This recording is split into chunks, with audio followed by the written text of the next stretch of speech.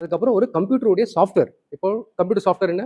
Tally software இருக்கு, busy இருக்கு. அந்த மாதிரி மார்க்கெட்ல நிறைய சாஃப்ட்வேர் இருக்கு. ஆனா அட்லீஸ்ட் ஏதாவது ஒரு சாஃப்ட்வேர்ல you have to be very familiar with. ஏதாவது ஒரு சாஃப்ட்வேர் நல்லா கத்துக்கிட்டீங்கன்னா you will be able to adapt another software also. புரியுதுங்களா? ஸோ ஒரு இடத்துல அக்கௌண்டிங் ப்ரொஃபஷன் போகணும்னா what are the skills you have to have? Accounting knowledge fundamental, அதுக்கப்புறம் ஒரு கம்ப்யூட்டர் சாஃப்ட்வேர் நாலேஜ், அதுக்கப்புறம் ஜிஎஸ்டி, அதுக்கப்புறம் இன்கம் டேக்ஸில் டிடிஎஸ் டிசிஎஸ், அதுக்கப்புறம் எக்ஸல். இது எல்லாமே நீங்கள் நாலேஜ் இருந்தால் தான் நீங்கள் ஒரு இடத்துல போயிட்டு ஒர்க் பண்ணுறதுக்கு தகுதி இருக்குன்னு அர்த்தம். வெறும் டிகிரி மட்டும் வச்சிருந்தீங்கன்னா no one is going to give training in your workplace. கொடுப்பாங்களா யாராவது? உங்களுக்கு சம்பளமும் கொடுத்து ட்ரைனிங் கொடுப்பாங்களா? ஸோ நம்ம படிக்கும்போது இந்த ஸ்கில்ஸ் எல்லாம் டெவலப் பண்ணாதான் you are fit for one employment. புரியுதுங்களா? ஏன்னா நம்ம ஒரு கம்பெனியில் வேலை செய்யும் போது ஒரு நாள் 2 நாள் ட்ரைனிங் கொடுப்பாங்க. ஜஸ்ட் ஒரு இன்ட்ரோடக்ஷன் கொடுத்துட்டு நோட் பண்ணிக்கோங்க. டேலி ERP 9ன்றது ஓல்டு வெர்ஷன். இப்போ லேட்டஸ்ட்டாக இருக்கிறது Tally prime. Okay, Tally ERP 9 என்ன? நம்மளுடைய அக்கௌண்ட் புக் கீப்பிங் சொல்லுவாங்க இல்லையா? நம்மளுடைய அக்கௌண்ட்ஸ் மெயின்டைன் பண்ணலாம். நம்பர் 1. Number 2 inventory. இன்வென்ட்ரினா என்ன? சரக்கு, பொருட்கள் வாங்குறோம் விற்கிறோம் இல்லையா? அந்த பொருட்களுடைய எவ்வளோ வாங்கியிருக்கோம், எவ்வளோ விற்றுருக்கோம், எவ்வளோ கையிருப்பு இருக்கு, how much stock in hand, அதை மெயின்டைன் பண்ணலாம். Accounts inventory. 3வது என்ன? டாக்ஸேஷன். டாக்ஸேஷன் என்ன?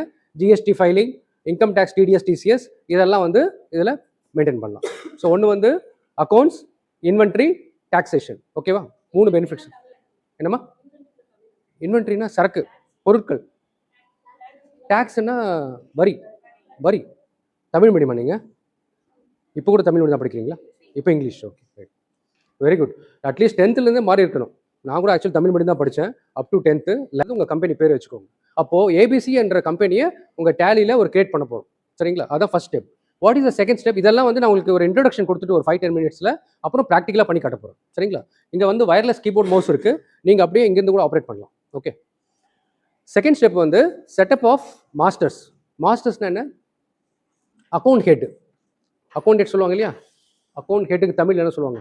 இதில் எவ்வளோ பேர் தமிழ் மீடியம்? லெஜர், குறியீடா, குறிப்பேடா, பேரேடு. கரெக்ட். ஸோ லெஜரை வந்து பேரேடு சொல்லுவாங்க இல்லையா? லெஜர்னு சொல்லலாம், அக்கௌண்ட் ஹெட் சொல்லலாம், எல்லாம் ஒன்று தான். You can call it as ledger also or you can call it as account head. Okay. So அந்த அக்கௌண்ட் ஹெட்டை கிரியேட் பண்ணணும். Second step. 3வது ஸ்டெப் என்ன பண்ணணும் அப்படின்னா டிரான்சாக்ஷன்ஸ் ரெக்கார்ட் பண்ணணும். டிரான்சாக்ஷன் என்ன? பரிமாற்றம். அது என்ன? பொருள் வாங்குறது, விற்கிறது, பர்ச்சேஸ், சேல்ஸு, அதுக்கப்புறம் ரிசிப்ட், பேமெண்ட், பணம் வாங்குறது, பணம் கொடுக்கறது. கரெக்டா? இது எல்லாமே வந்து என்ன ஆகும்? டிரான்சாக்ஷன் ஆகும். ஸோ ஃபர்ஸ்ட் வந்து கம்பெனி கிரியேட் பண்ணுறோம், செகண்ட் வந்து மாஸ்டர்ஸ் கிரியேட் பண்ணுறோம், 3வது வந்து recording the transaction, purchase, sales, receipt, payment, contra எல்லாமே. ஓகே, 3வது. 4வது ஸ்டெப் என்ன? 4வது we can take the reports. என்ன ரிப்போர்ட்ஸ் வரும்? ஒரு ledger report, trial balance, profit and loss account, balance sheet. Okay, எல்லா ரிப்போர்ட்ஸையும் இதெல்லாம் நீங்கள் கரெக்டாக பண்ணிட்டீங்க அப்படின்னா system will give you all the reports. நீங்கள் இன்புட்ஸ் கொடுத்தீங்கன்னா it will give you output. Okay, ரைட்டா? வரும், கீழே கேஷ் வரும், மேலே பேங்க் கொடுங்க. SBI bank. Down arrow key press பண்ணிவிட்டு டவுன் ஏரோ கீ தெரியுமா? அது செலக்ட் பண்ணுங்கள். நீங்கள் டைப்பும் பண்ணலாம், இல்லை ஏரோ கீ யூஸ் பண்ணிக்கலாம். என்டர் பண்ணுங்கள். என்டர். கீழே கேஷ்ன்னு டைப் பண்ணுங்க. சிஏ போட்டால் போதும், வந்துருச்சு. என்டர் பண்ணுங்க. என்டர். அமௌண்ட் வந்து 15,000 ரூபாய் போடுங்க. Put it amount 15,000. 15,000 0. ஐயோ. ஓகே.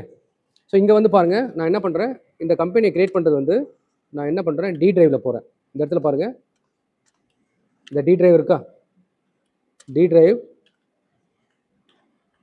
ட்ரைனிங் கிளாஸ், இதெல்லாம் ஒரு ஃபோல்டர்ஸ். ஓகே, டின்றது டிரைவ், ட்ரைனிங் கிளாஸ்ன்றது ஒரு ஃபோல்டர்.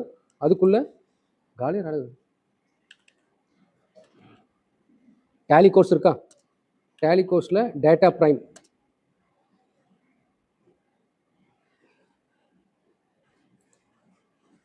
அசட் சைடில் வரும் அண்ட் பிரைமரி குரூப். ஓகே, அடுத்து current liabilities, balance sheet, liability சைடில் வரும் and it's a primary group. Okay, deposit asset, balance sheet, asset side, current அசட்ஸில் வரும் சப் குரூப்.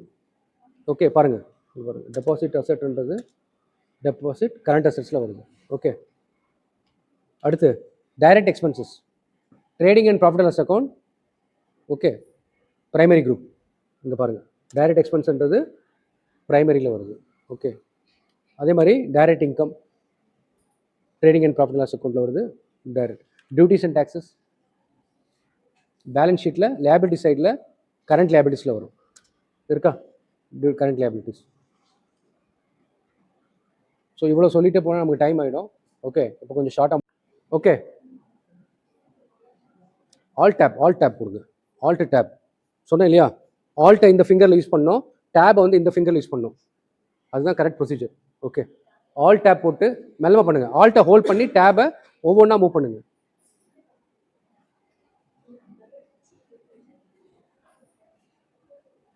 ஆல் டேப் நீங்கள் ப்ரெஸ் பண்ணிங்கன்னா ஃபார்வர்டாக போகும். ரிவர்ஸில் வரணும்னா ஆல்ட் ஷிஃப்ட் டேப் யூஸ் பண்ணலாம். ஃபார் எக்ஸாம்பிள் நீங்கள் பை மிஸ்டேக்காக மூவ் ஃபார்வர்ட் போயிட்டீங்க, பின்னாடி வரணும் அப்படின்னா வண்டி கார் முன்னாடி போகிற மாதிரி பின்னாடி ரிவர்ஸ் கீர் போடுறோம்ல, அந்த மாதிரி இதில் ரிவர்ஸ் வரணும்னா ஆல்ட் ஷிஃப்ட் டேப் போட்டிங்கன்னா ரிவர்ஸ் வரும். ஓகே, இப்போ அங்கே தான் இருக்குது. விடுங்க, இப்போ விடுங்க, ஆல்ட்டை விடுங்க. செகண்ட் என்ட்ரி வந்து டெபாசிட் இன்டூ பேங்க், அந்த என்ட்ரி இவங்க போட போகிறாங்க. Okay okay, again all to bank. எவ்வளோ அமௌண்ட்டு? 15,000 ரூபாய். ஆல் டேப் கொடுங்க. இல்லை வரும், கீழே கேஷ் வரும், மேலே பேங்க் கொடுங்க. SBI bank. Down arrow key press பண்ணிவிட்டு டவுன் ஆரோ கீ தெரியுமா? அது செலக்ட் பண்ணுங்கள். நீங்கள் டைப்பும் பண்ணலாம், இல்லை ஆரோ கீயும் யூஸ் பண்ணிக்கலாம். என்டர் பண்ணுங்கள். என்டர். கீழே கேஷ்ன்னு டைப் பண்ணுங்கள். சிஏ போட்டால் போதும், வந்துருச்சு. என்டர் பண்ணுங்கள். என்டர். அமௌண்ட் வந்து 15,000 ரூபாய் போடுங்க. Put it amount 15,000. 15,000 0. ஐயோ, இப்போ 9th என்ட்ரியா? 9th entry received commission ₹50. டேலிக்கு போங்க. ரிசீவ்டு கமிஷனாக ரிசிப்ட், பணம் வந்திருக்குன்னு அர்த்தம். F6 போங்க. F6 cash. F2 கொடுத்து டேட் மாற்றுங்க. F2 கொடுத்து என்டர் கொடுங்க. என்டர். இங்கே கேஷ் கொடுங்க.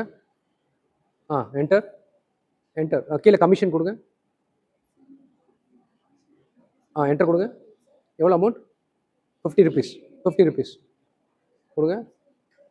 ஆமாம், கமிஷன் இன்கம் கரெக்டு தான், பரவாயில்ல.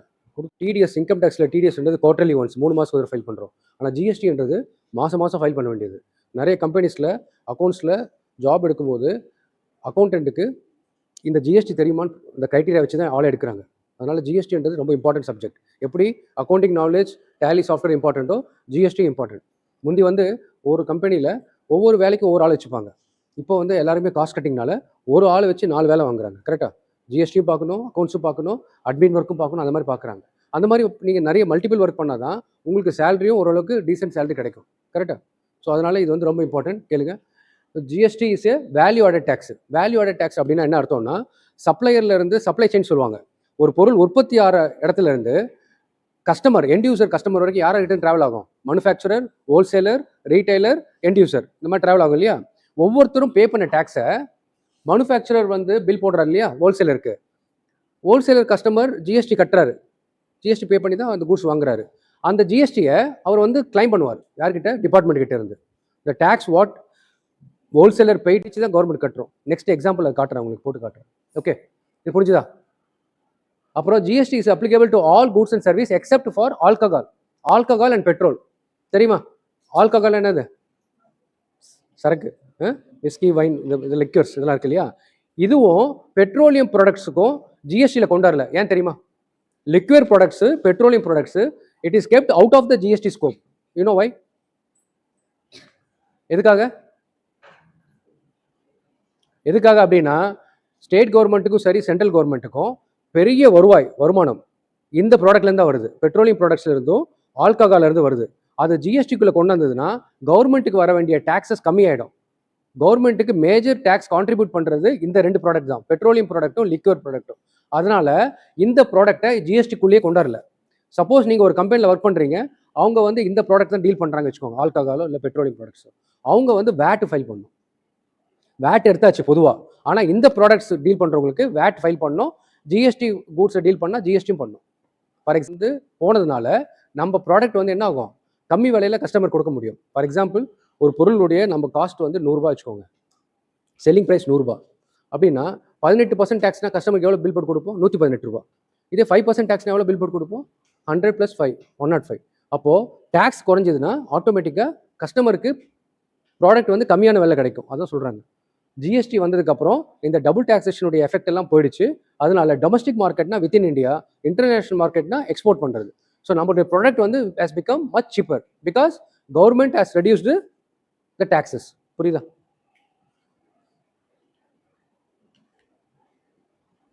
போயிட்டாங்கன்னா நமக்கு இந்தியாவுக்கு தான் லாஸ். இந்தியாவுக்கும் லாஸ், அங்கே இருக்கிற பிஸ்னஸ் பர்சன் லாஸ். நல்ல கொஸ்டின், அவங்க கை தட்டுங்க.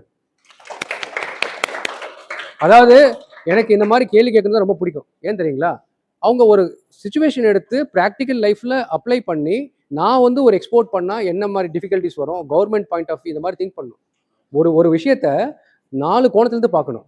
Customer point of view, government point of view, okay, consumer, government, அதுக்கப்புறம் business person point of view, எல்லாவுடைய பாயிண்ட் ஆஃப் வியூ பார்க்கணும்.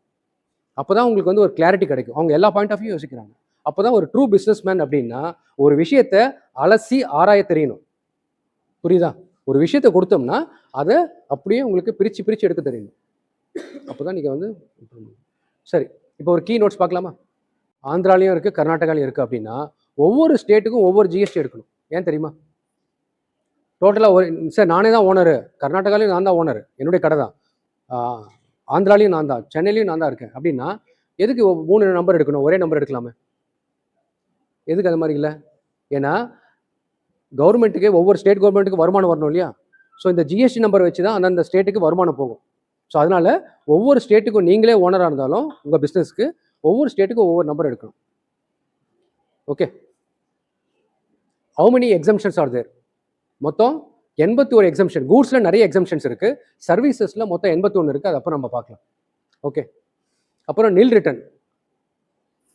ஒன்ஸ் நீங்கள் ஜிஎஸ்டி எடுத்ததுக்கப்புறம் பதிவு பண்ணி அப்ளை பண்ணி வாங்கிட்டதுக்கப்புறம் நீங்கள் ரிட்டர்ன் மந்த்லி ஃபைல் பண்ணணும். ஃபைல் பண்ணலைன்னா ஒரு நாளைக்கு லேட் ஃபீஸ் வந்து 10 ரூபா சிஜிஎஸ்டி, 10 ரூபா எஸ்ஜிஎஸ்டி. நில் ரிட்டர்ன் என்ன தெரியுங்களா?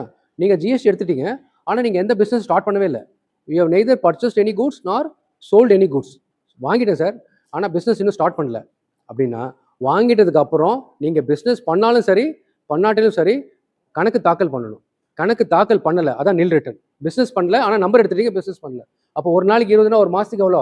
30 × 20 எவ்வளோ? டக்குன்னு சொல்லுங்க.